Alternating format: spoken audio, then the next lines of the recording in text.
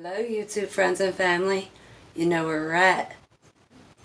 In the dungeon. So you know what that means. Another ghost time story with your girl Teri. Stick around. Which was on Dolphin Street.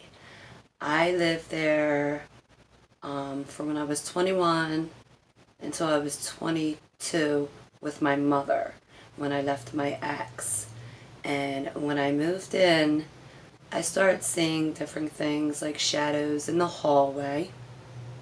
I'm always seeing them shadows, but along with the shadows, I would also hear footsteps. And then on my nights out, when I was getting ready to go clubbing, because again, this is when I was young, going clubbing, doing my thing, and I would have, you know, the old radios I had like turn dial. So I'll be like on Q102, blasting it like, we going out, we going out, we going out, and then all of a sudden, Oldies 98 will go on. All the time. So it got to the point to where I was like, yo, chill, whoever that is, you need to chill because I'm getting ready, I need to go out. I'm going out, my girls are waiting for me, we're about to hit this club up. After I leave, you can have the radio as long as you want. And all was fine and good.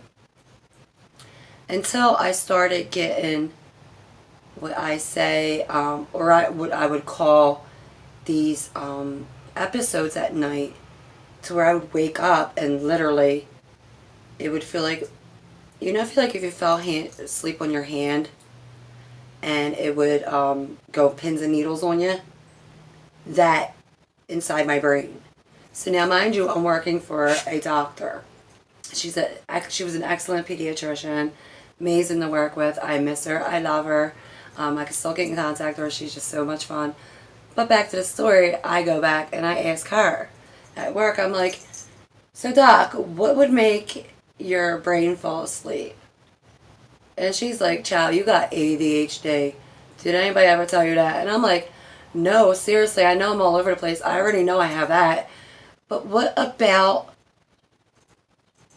the brain thing? And she's like, it would be impossible for your brain to fall asleep. Like, studies show nothing that points to children saying this. Because, again, I worked in pediatrics. And she also knew about adult stuff, too. And she's like, no. Go have yourself reevaluated. So we laughed and we joked about it. And I went home.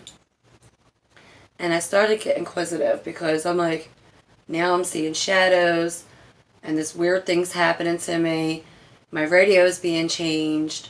The lights are going on and off on themselves. What do I do?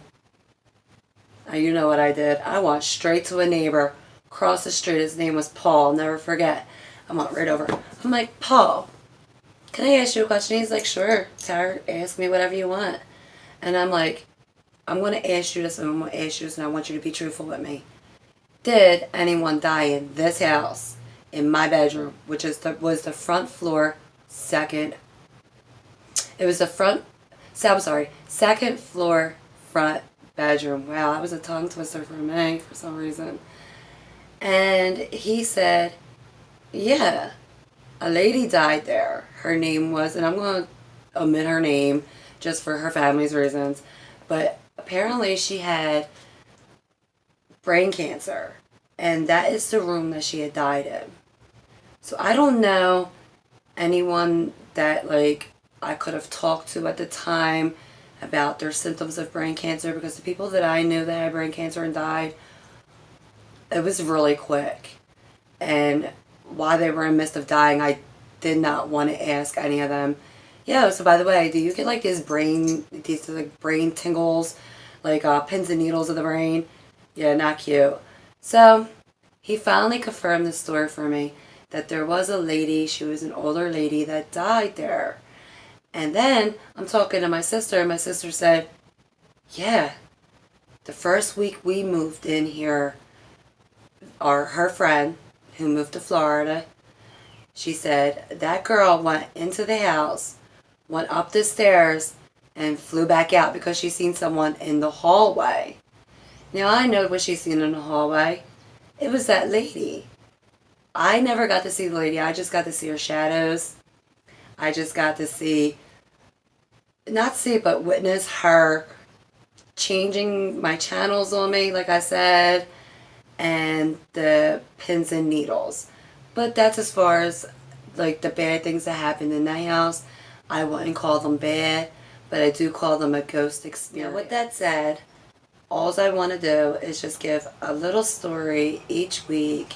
Nothing too big, because I like really like probably should have broke all them other videos down, because there were so many, and there's so many stories that still I have not yet to tell about ghosts, and just living with them and knowing and sensing the good from the bad.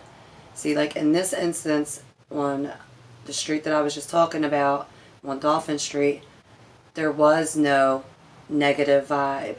There was just someone pacing, walking the halls, wanting to listen to their music, and, you know, died of brain cancer. And apparently I must have been in the spot she was in, and I was just feeling, I guess, what she was feeling in her NDs, which wasn't a fun thing. Okay, that was it. One ghost story weekly as promised.